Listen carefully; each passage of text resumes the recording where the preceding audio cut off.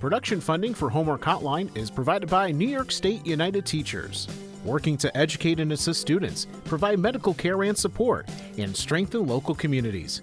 NYSUT, working for communities across New York State. Hey, now let's take a moment so we all can figure it out, what it's all about. It's the Homework Hotline, the Homework Hotline, the Homework Hotline, the Homework Hotline. Hello, welcome to Homework Hotline. I'm Laura Drake. And I'm Donna Minio. Homework Hotline is the place where you can get the tools you need to succeed both in and out of the classroom. For more information on Homework Hotline, go to our website, homeworkhotline.org. Here you can find games, other online resources, and the latest episode of our show. Now, we want to know what you think about this topic. Have you ever talked with older adults, like your parents, relatives, or teachers, about their childhood? Do you think it was harder for them growing up, or is it harder growing up today for children or teenagers? Why or why not?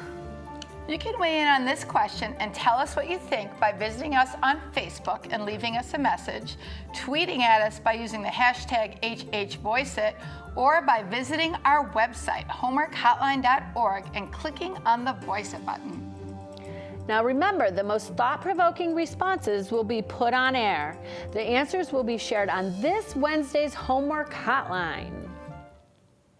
All right, today is Monday. That means it is time for tonight's Math Maze. Okay, here we go. The United States Congress is made up of the House and the Senate.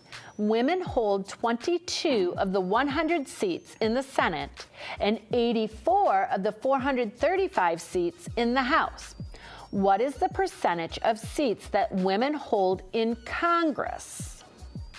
All right, we'll give you a few seconds to write this down. Again, tonight's Math Maze is, the United States Congress is made up of the House and the Senate. Women hold 22 of the 100 seats in the Senate and 84 of the 435 seats in the House. What is the percentage of seats that women hold in Congress? Now, if you think you can solve the Math Maze, give our hotline a call at 1-866-264-5904, or just answer it on our website, homeworkhotline.org. Answer correctly and you could have a chance to share the answer at the end of the show. Every correct response will be added to our Hotline Hall of Fame. Earn enough points and you could win a tablet at the end of the season. All right. Throughout the month of March, we will be celebrating Women's History Month. The theme for this year's National Women's History Month is "Nevertheless, she persisted." This phrase was born in February 2017 when Senator Elizabeth Warren was silenced during Jeff Sessions' confirmation hearing for Attorney General.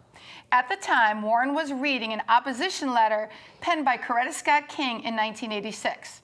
Referring to the incident, Senate Majority Leader Mitch McConnell later said Senator Warren was giving a lengthy speech. She had appeared to be violating the rule. She was warned. She was given an explanation. Nevertheless, she persisted. People immediately adopted the phrase in hashtags and memes to refer to any strong woman who refused to be silenced. Now, all this week, we will be taking a look at women that have persisted. All right, I have my lesson, and it's on Grace Hopper Murray. All right, let's hear Come about along, her. let's take a look. All right, Grace Hopper Murray was born in 1906, and she passed away in 1992. She was laid to rest in the Arlington National Cemetery. If we take a look at Grace here, she joined the U.S. Naval Reserves during World War II in 1943. Opted for the Navy because her grandfather was in the Navy. In 1944, she became a lieutenant, and she was assigned to work on the Mark I computer. She learned to program that computer. So she was a computer programmer. This is her at a desk programming. So now, she retired from the Naval Reserves in 1966. However, she resumed active naval service at the age of 60 to tackle standardized communication between different computer languages.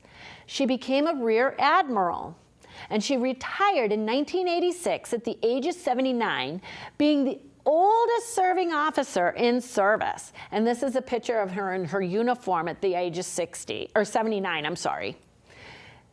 Now, she did study, between her times there, she studied math and science at Vassar College and graduated in 1928. She went to Yale for her master's degree in mathematics and graduated in 1930. In 1931, she started teaching at Vassar, but continued her studies at Yale. And in 1934, she earned her PhD in mathematics, one of the first few women to earn such a degree. That's a hard degree to get. I've got a master's in math, and a PhD I didn't even look at. It was too hard.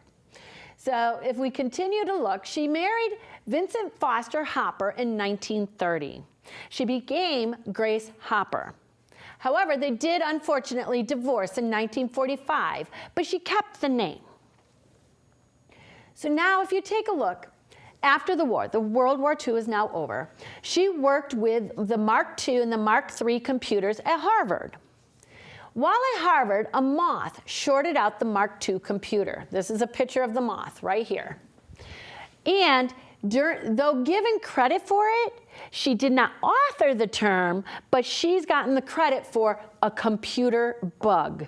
And she did help popularize it. So if you're anything to do with computers, you know that as you're typing up your program and making things, sometimes it comes back that it doesn't work and there's a computer bug in there. Sometimes our online things have things in there that affect our phones or our computers. They're a bug. So now, she moved to private industry in 1949, Eckert McCauley Computer Corporation, then with Remington Rand, where she was in charge of programming the UNIVAC computer. Now, before I go over the next piece, I wanted to take a look at these pictures. This picture up here is the Mark I computer. Look how big that computer is. It takes a whole wall in a room.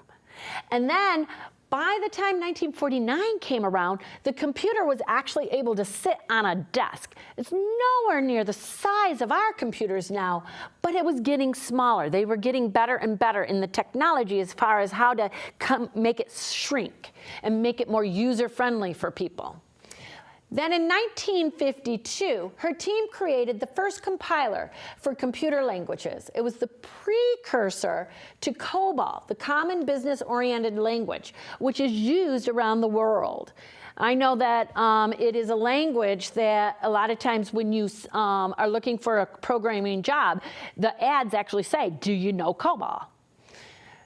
So now if you go, she left that business in 1966 when she went back to the Naval Reserves, but when she retired from the Naval Reserves, she went back to the business world. She's 79 years old. She's going back to work. I don't know if I'd have the stamina to do that.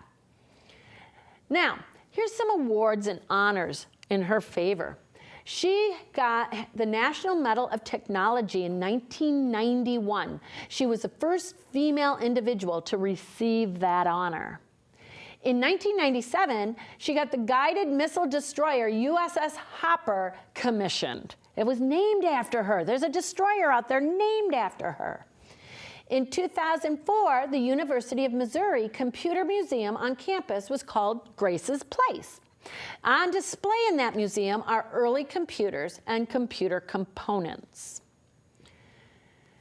Her legacy, here we go. She's encouraging young people to learn how to program. Grace Hopper's Celebration of Women in Computing Conference. She encourages women to become part of that computing world.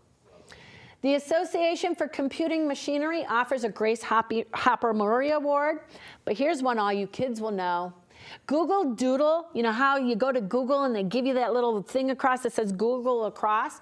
Well, on December 9th, 2013, it was dedicated to Grace Murray Hopper, and here's a picture of it. Here's her at her computer, and here's her computer, and it spells out Google. Here's your G, your double O's, your G again, your L, and your E. They do that for a lot of different people. And posthumously, she was honored with the Presidential Medal of Freedom in 2016. I found Grace Hopper to be an excellent role model for women and hope that all of you do too. Thank you. Having trouble remembering where the numerator and denominator go in a fraction? Just remember that D in denominator stands for down, so numerator over denominator.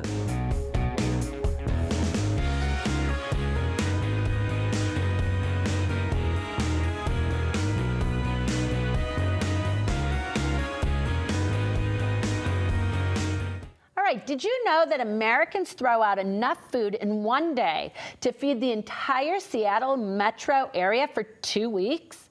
As the environmental costs of that waste add up, the city takes a new approach to keep food out of the landfill. Take a look. Every Sunday, Brian and Sarah Mills chop enough veggies to make a week's worth of salad lunches. There's no question.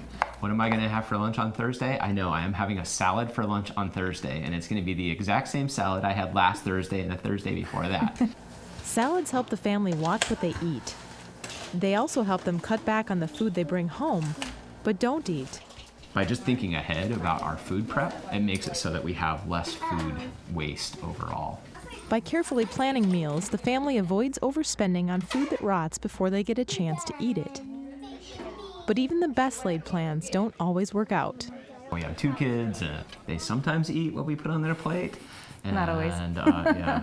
After dinner, the scraps pile up in a Tupperware bin on the counter. You see it in a container and it's just wasteful. You see how much you're wasting. It's just kind of gross. Yeah. Gross in a different way than yucky. Yeah. It's gross as in it's grossly wasteful. About 40% of food produced in the United States is wasted. In just one day, Americans throw away enough food to feed the entire Seattle metro area for 2 weeks. Of course, avoiding food waste entirely isn't possible. Some parts of food just aren't edible. But because the Mills live in a Seattle suburb, their food waste doesn't have to be tossed in the garbage. Their kids already know where the food scraps go. We throw in the yard waste. Seattle is one of the few major U.S. cities, along with Portland and San Francisco, to have curbside composting. But the program hasn't solved the problem. Spend a morning collecting Seattle's trash, and you'll see food, food, and more food. At the South Seattle dump, Dieter Eccles is leading a crew that's analyzing random samples of the city's garbage. The team hand sorts everything into more than 100 different categories. This looks like it's got some more food in it. Measuring exactly what people are throwing out paints a picture of what could have been recycled or composted. The team has done similar studies in most major U.S. cities, and they found that Seattle is at the forefront, diverting 10 times the food waste of the rest of the country. But there's room for improvement. There are still lots of things going in the garbage can that shouldn't be going in there. Food is really the big one that shouldn't be in your garbage can. Even though Seattle has been collecting food scraps for nearly a decade, many residents continue to throw food in the trash. Food. So much so that by weight, food still makes up about 20% of the garbage. When you look at it in a pile, it's a pretty small piece of the pile, but by weight, it's by far the largest single piece of the garbage is food. The Environmental Protection Agency estimates that nationwide, 36 million tons of food are thrown away each year. That's the equivalent of 7,000 dump trucks worth of food every single day. Only about 5% of that gets diverted from the landfill and turned into compost. Food waste takes up valuable space in landfills, and once it's there, it releases methane, a greenhouse gas that's 25 times more potent than carbon dioxide. One study estimates that removing food waste from the landfills would be like taking 1 out of every 5 cars off the road. Stephen Banchero is the CEO of Cedar Grove Composting in Western Washington. It's one of the largest operations of its kind in the country.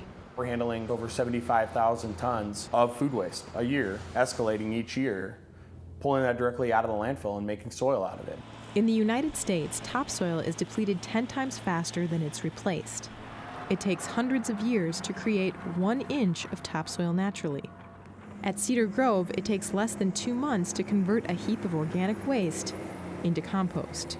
There's always a need for the soil. Food waste composting, the whole intent of it is to make soil that can then be reused.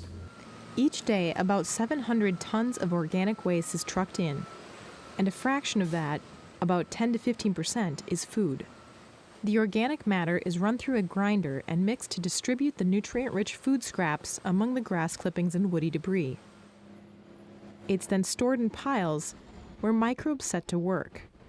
Air movement through the stacks is carefully controlled to speed up the process. As more food scraps arrive at Cedar Grove, they're also seeing an increase in food packaging materials that don't break down. This is straight plastic. A piece of plastic, if it goes through the grinder, that piece of plastic is now 10 small pieces of plastic. They use a variety of methods to sift out small pieces of glass, plastic, and metal, but they're all expensive, and small bits still make it through. You know, you have to pay attention to what you're getting in your container. We don't want half food waste and half plastic. We can't accept plastic. Tim Kroll is the solid waste director for Seattle Public Utilities. On Kroll's watch, the city is recycling 56% of its garbage. That's good, but it's not good enough to meet the target Seattle set for itself by 2016. The rate that we've been going the last 2 years would get us to our 60% recycling goal in about 8 years. We really have to do something different. We can't just, sit out there and root more. Seattle City Council recently voted to start cracking down. Food waste and compostable paper will no longer be allowed to go in the garbage. Families who break the rules will be fined $1 whole. The fine, Kroll says, really isn't about the money. We're not out there to get a bunch of money on these fees. A single banana peel or apple core is not going to do it. We will pick it up and dump it, but we will leave a note that we're levying a $1 fee. You probably won't find the Mills family getting hit with a fine for shirking their composting duties. It's one of those things that it's just so simple, and why not? Is it really that much more difficult? Our 7 and 5-year-olds do it. It's not very difficult just to put something in a bin.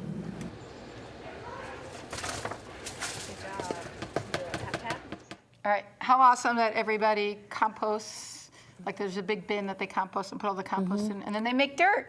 They make, and the city's actually collecting it because you can't do that in your backyard in a city. Right. But I'd like to know what they do with the dirt, and do they give back to the community because the community has helped them create it? Do they give it back so you can put it in a garden or in your flower beautiful, pots? rich composted soil ready to go. Yeah. So if you'd like to see this video again or others like it, head to our website, homeworkhotline.org, and click on videos. All right, so it's my turn, and I am going to talk about Malala over at the board. Let me go on over there. So I bet a lot of you kids out there know who Malala is already, and she is a hero to me. It's kind of funny. She's like 30 years younger than I am, and she is my hero. So I want to talk about Malala, and what I have up here is a quote from her. It says, "One child, one teacher, one book, and one pen can change the world." And so she is a rights advocate for women and education. So let's find out a little bit more about her. Malala Yousafzai is a Pakistani education advocate who, at the age of 17, became the youngest person to win the Nobel Peace Prize after surviving an assassination attempt by the Taliban. She was born on July 12, 1997. Malala became an advocate for girls' education when she herself was still a child, which resulted in the Taliban issuing a death threat against her. On October 9, 2012, a gunman shot Malala when she was traveling home from school. She survived and has continued to speak out on the importance of education. In 2013, she gave a speech to the United Nations and published her first book, I Am Malala. In 2014, she won the Nobel Peace Prize. So a great piece of reading if you have a chance to read this book. It's her memoirs. So this young woman, Malala, now is still only 20 years old. She's won a Nobel Peace Prize. And let's kind of read a little bit more about her life. So she's from Pakistan. So I have a map here. Here we are over in the United States. And I was just seeing how far of a flight it was over there. So Pakistan is by Iran, Afghanistan, India over in the Middle East. And for the first few years of her life, she was like in a lovely little tourist spot, and everything was good to go. But then the Taliban came into power, and she attended to school with her dad. And her dad was her teacher, and what she started doing was blogging. So she had a blog under an alias name. She had a make-believe name, and it was for the BBC, which was the English news channel. And she, under an anonymous name, was writing about what it was like to be a young woman in the country at that time, in Pakistan at that time, under the Taliban's rule. Eventually, it got out who she was, and the Taliban issued a death threat against her, right? So imagine being 20 years old, not 20 years, at this time, she was like 13 years old, and there's a death threat from the Taliban. The family really wasn't too worried about it. They didn't think that they would actually attack a child. Well, she ended up being shot in the head. It went through the top of her head and came out through her neck by the Taliban. And so she was in the hospital for a long time. So when she was in the hospital, she then went to England. And in England, she got some schooling while she was in the hospital. And she still continued after that to talk about, I want to move on here. She continued to talk about what was going on. So there's a great quote here. She said that the terrorists thought that they would change our aims and stop our ambitions, but nothing changed in my life except this. Weakness, fear, and hopelessness died. Strength, power, and courage were born. And as we talk about, nevertheless, she persisted. There you go. She was shot, and it just inspired her even more to talk about the rights of all women, and that all women should be educated, and that all children are entitled to an education. She urged people to speak out against illiteracy, that all people need to be able to read and write. She won several other awards. She won the Sakharov Prize for Freedom of Thought, and the United Nations honored her on her 16th birthday and made it National Malala Day. Over here, I have a picture of her meeting with Obama and his family. Okay, so that's pretty cool. And so she now currently goes to Oxford University in England, and she's studying philosophy, politics, and economics. You can read her book if you want. And this quote that I kind of want to finish off with her is that, all I want is an education, and I am afraid of no one. So really think about that when you're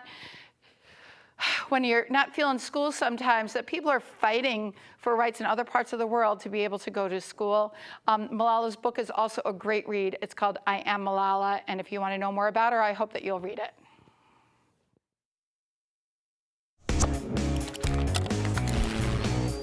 The order to solve a long division problem is divide, multiply, subtract, bring down. You can remember this order with a family: dad, mom, sister, brother.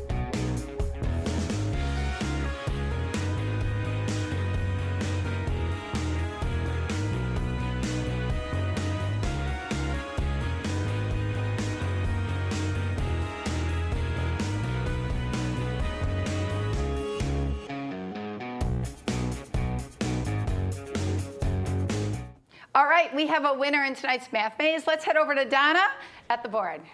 Hello, who do we have tonight? Hello? Hello. Hi, what's your name? Bojuran. Bojuran, is that right? Yep. Okay, cool. What's our answer? 19.81%. 19.81%. Now, can you help our other viewers and tell us what you did to get that number? So first, I found out that there were 100 seats in Senate and 435 seats in House. So I added all of them to get 535 seats. Good. Then I did 22 seats plus 84 seats. That gives me 106. So I made that into a fraction. So it's 106 and 535.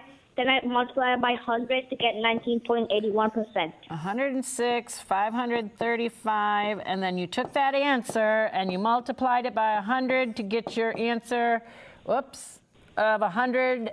I got to write 100 here, not a 10. And you got that as 19.81%. So that's not a lot of women, is it? Nope. No, it's like almost 20 women for every 100. We need to up that, don't you think? Yeah. Yeah, we need to get some more women in there and help us out with getting some of these things done, right? Yeah. Yep, good job. Thank you so much for calling. Congratulations. Don't forget, every correct response goes into our Homework Hall of Fame. Earn enough points and you could win a tablet at the end of the season. Now that's all the time we have for tonight. Tomorrow on Hotline, we will continue our celebration of Women's History Month, and the Rochester Museum and Science Center will be here with a ball python. Good night. Good night.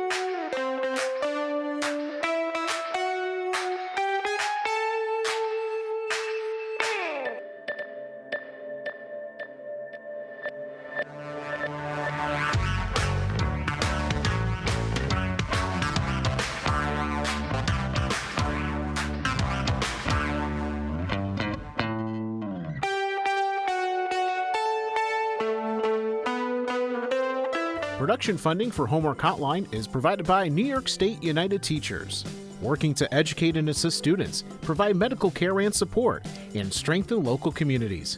NYSUT, working for communities across New York State.